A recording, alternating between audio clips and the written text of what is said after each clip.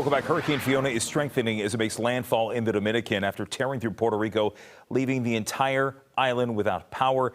And it is still dealing with heavy rains and a trail of damage. One of the groups helping people right now is Friends of Puerto Rico. Let's go live right now to Puerto Rico. President of the D.C.-based organization, Angelique Sina, who's live with us here. Thank you so much. I know that there is a monumental effort on the ground. Talk to me about what you're seeing right now from your eyes on the ground in Puerto Rico.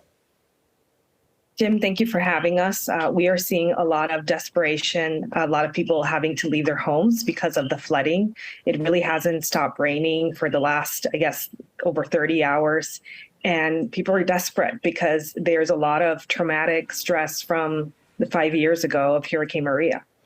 When you see what people there had to deal with in the aftermath of Maria and what we're seeing right now, granted, we are only a day past really the heaviest part of the storm, and there's still a long way to go.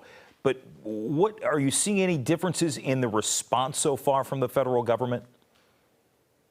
Well, right now, I think the hardest situation is not having power and the flooding. But in terms of a response, because the rain, it has not stopped, it has been difficult to kind of assess that. So we've had issues leaving our homes, trying to set up the shelter. And that the hardest part has been that we have not been able to understand what will happen next. Will it be as difficult as Maria? So right now, as we deal with all of this going on right now, and once the lights get back on, what's priority one for groups such as yourself? Number one is safety. We work with youth and with a lot of mothers. So having them in a safe place, which we're preparing our office to be able to do that, and then having hot meals. Because if you don't have power and you have to leave where you're living, you really want to have that hot meal and not have to live out of the canned food, which was what happened with Maria. Your organization runs several entities and organizations down there, including the Aguadilla Business Center, the Metro Women Business Center. These are organizations that under normal circumstances would serve to enrich the community out there. And in times like these, they also become almost virtual shelters and places where people can start to put the pieces back together. Absolutely. And that is our goal, is for us to.